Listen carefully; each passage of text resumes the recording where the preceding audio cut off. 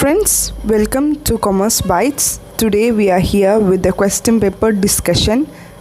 Okay, now let's start. We are having 4 to 5 questions. Without much time, without much delay, let's start. Question number 1, which means question number 72. Okay, who among the following is the father of client-centered therapy?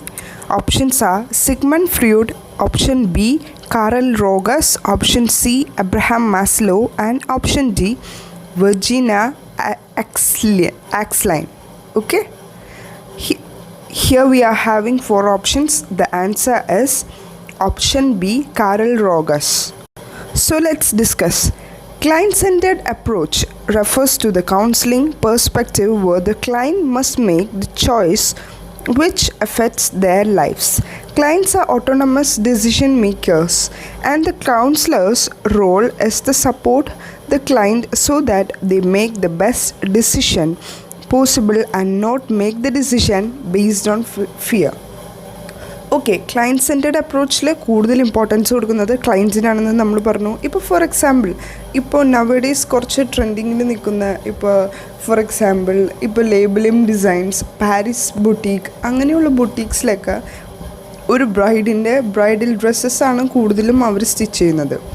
അപ്പോൾ ഈ ബ്രൈഡ്സിന് കുറച്ച് ideas ഉണ്ടാവും. അവർക്ക് ഈ കളറായിരിക്കണം അവരുടെ ഡ്രസ്സിൻ്റെ colour, ഇന്ന പോലത്തെ ഡിസൈൻ ആയിരിക്കണം, അല്ലെങ്കിൽ ഈ ആക്ട്രസിൻ്റെ മാരേജിൽ അവരിട്ട പോലത്തെ ഡ്രസ്സായിരിക്കണം. അങ്ങനെയൊക്കെ കുറച്ച് ഐഡിയാസ് ആയിട്ടായിരിക്കും അവർ ഈ ബുട്ടീക്സിൽ അപ്രോച്ച് ചെയ്യുന്നത്. സോ അപ്പോൾ അവരുടെ ഐഡിയാസിനെ സപ്പോർട്ട് ചെയ്യാനായിരിക്കും അവിടുത്തെ ബുട്ടീക്സിലെ ഓണേഴ്സ് ട്രൈ ചെയ്യുക. So this is an example for client centred approach. ഞാൻ ജസ്റ്റ് ഒരു എക്സാമ്പിൾ കോട്ട് ചെയ്തു എന്നുള്ളൂ നിങ്ങൾക്ക് മനസ്സിലാവാൻ വേണ്ടിയിട്ട്. Okay, so here the answer will be option B, Carl Rogers. But think of the balance 3 options. Option A, Sigmund Freud. Sigmund Freud is having so many theories. According to Freud, we are also having a psychoanalytical theory where he emphasized the importance of unconscious mind, and a primary assumption of Freuderian theory is that an unconscious mind governs the behavior to the great degree that people suspect. The goal of the psychoanalysis is to make unconscious conscious. Unconscious ആയിട്ടുള്ളത് കോൺഷ്യസിലേക്ക് ആക്കുക എന്നുള്ളതാണ് Sigmund ഫ്രൂഡിൻ്റെ തിയറീൻ്റെ മെയിനായിട്ടുള്ള focus. പിന്നെ ഒരു കാര്യം ശ്രദ്ധിക്കേണ്ടത്, Sigmund ഫ്രൂഡിൻ്റെ ഈ തിയറിയിലാണ് ID, ego, super ego, which will be covered in our future classes. Without much delay, we will be having that classes today or tomorrow. Okay, and option C here is Abraham Maslow. Commerce പഠിച്ച സ്റ്റുഡൻസിനാണെങ്കിൽ Abraham മാസ്ലോനെ നല്ല പരിചയം ഉണ്ടാവും. കാരണം he is A person who have A motivation theory, who has proposed the motivation theory, Abraham Maslow motivation theory. So that also we will be discussing in our future classes. Then option D, Virginia Axline, which is not that important, just leave it guys. Now question number 73. Behavior that is driven by internal rewards is known as. Towards the end of the question, search for the keyword internal rewards. ആ ക്വസ്റ്റ്യനിൽ തന്നെയുണ്ട് the answer. Internal rewards എന്ന് പറയുമ്പോൾ intrinsic motivation. Okay, option A primary motivation, option B intrinsic motivation, option C extrinsic motivation, and option D secondary motivation. Primary motivation എന്ന് പറയുമ്പോൾ primary motivation is essential for survival. നമുക്ക് ജീവിക്കാൻ ആവശ്യമുള്ള കുറച്ച് സാധനങ്ങൾ, water, food, shelter, clothes, അങ്ങനെയുള്ള important ആയിട്ടുള്ള സാധനങ്ങളെല്ലാം പ്രൈമറി മോട്ടിവേഷൻ്റെ കീഴിലാണ് വരുന്നത്. ഓക്കെ, ലൈക്ക്വൈസ് ഇപ്പോൾ സെക്കൻഡറി മോട്ടിവേഷൻ ആണെങ്കിൽ the motivation that is created by a person or social incentive. ഒരു ഫോർ എക്സാമ്പിൾ ഒരു പേഴ്സണ് ഒരു ക്ലാസിക്കൽ മ്യൂസീഷ്യൻ ആവണം, അല്ലെങ്കിൽ to become a movie star, അതൊക്കെയാണ് സെക്കൻഡറി മോട്ടിവേഷൻ. അപ്പോൾ ഇൻട്രൻസിക്കും എക്സ്ട്രൻസിക്കും എന്താണെന്നായിരിക്കും ചോദിക്കുന്നത്. Intrinsic motivation which comes from within, എനിക്കത് ആവണം, എനിക്കത് വേണം, അങ്ങനെ ഒരു തോന്നലാണ് ഇൻട്രൻസിക് മോട്ടിവേഷൻ. ബട്ട് എക്സ്ട്രൻസിക് എന്ന് പറയുമ്പോൾ it will be something in order to gain an external reward. നമുക്ക് ഒരു സാലറി കിട്ടുന്നത് ഒരു എക്സ്റ്റേണൽ റിവാർഡ് ആയിരിക്കും. പക്ഷേ ഇൻട്രൻസിക് മോട്ടിവേഷനാണ് നമുക്ക് ഏറ്റവും കൂടുതൽ, ഒരു പേഴ്സൺ എന്ന നിലയ്ക്ക് നമുക്ക് ഏറ്റവും കൂടുതൽ ഇമ്പോർട്ടൻറ്റും അതുപോലെ ഏറ്റവും സാറ്റിസ്ഫൈയിങ് ആയിട്ടുള്ള സിറ്റുവേഷൻ. ഇപ്പോൾ നമുക്ക് പൈസ കിട്ടുന്നത് ഒരു ജോലി ചെയ്തിട്ടായിരിക്കും, ബട്ട് നമുക്ക് ആക്ടിങ് ഭയങ്കര ഇഷ്ടമായിരിക്കും. അപ്പോൾ ആ ഒരു ആക്ടിങ്ങിൽ നമുക്ക് കിട്ടുന്ന ഒരു ഇൻട്രൻസിക് മോട്ടിവേഷനാണ്, ഇൻറ്റേർണൽ റിവാർഡ്സാണ് നമുക്കവിടെ കിട്ടുന്നത്.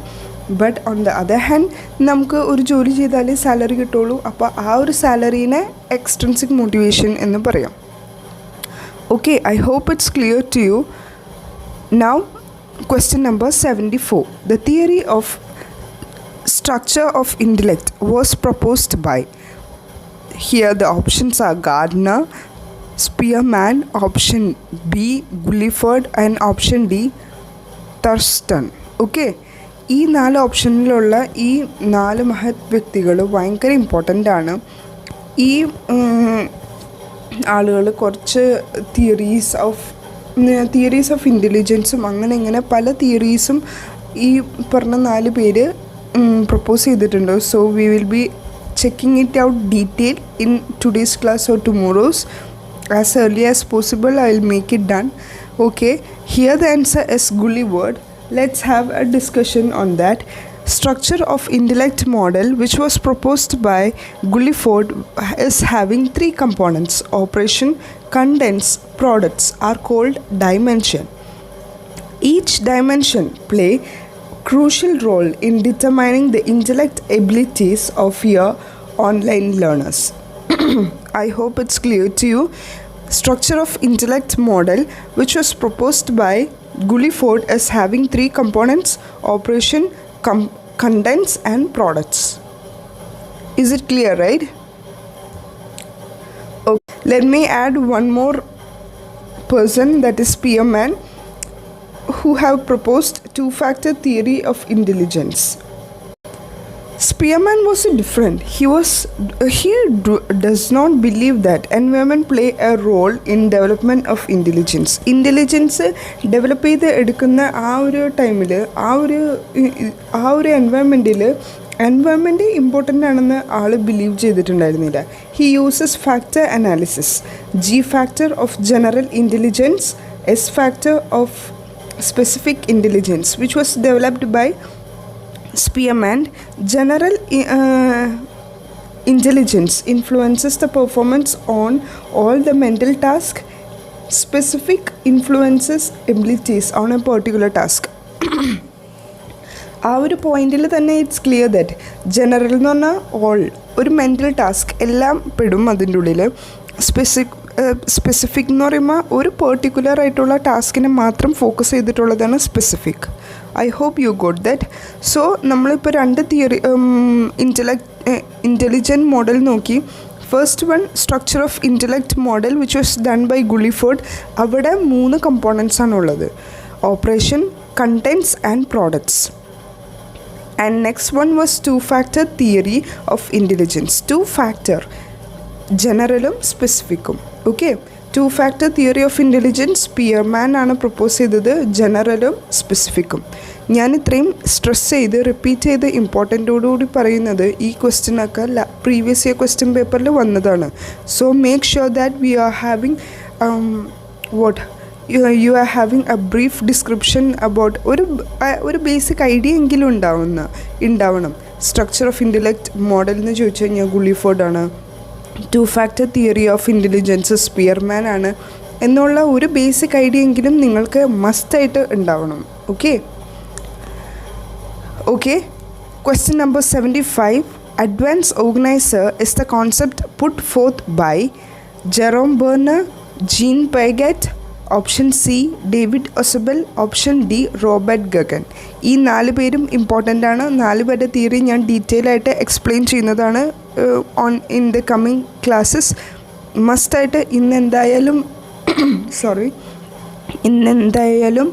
ഡെയിലി ടോം മിനി സീരീസ് 2 or 3 parts എന്തായാലും ഉണ്ടാകും. You should watch. It is a must to watch that important slides, so make sure that you are watching. Please don't skip this videos which is upcoming because that is too important. Okay, here the answer is David Osabel. എൻ്റെ class റെഗുലറായിട്ട് attend ചെയ്യുന്ന സ്റ്റുഡൻസിനാണെങ്കിൽ advance organizer David Ausubel ആണെന്ന് കറക്റ്റായിട്ട് note ചെയ്തിട്ടുണ്ടാവും. കാരണം I think 2 or 3 days back ഞാൻ advance ഓർഗനൈസറിൻ്റെ ക്ലാസ് ഓൾറെഡി എൻ്റെ കംപ്ലീറ്റഡ് ആണ്. Balance Jerome Bruner, Jean Piaget, Robert ഗഗൻ്റെ ഫോളോയിങ് ക്ലാസ്സസിൽ എന്തായാലും ഉണ്ടാവും. That's all for now. Thank U.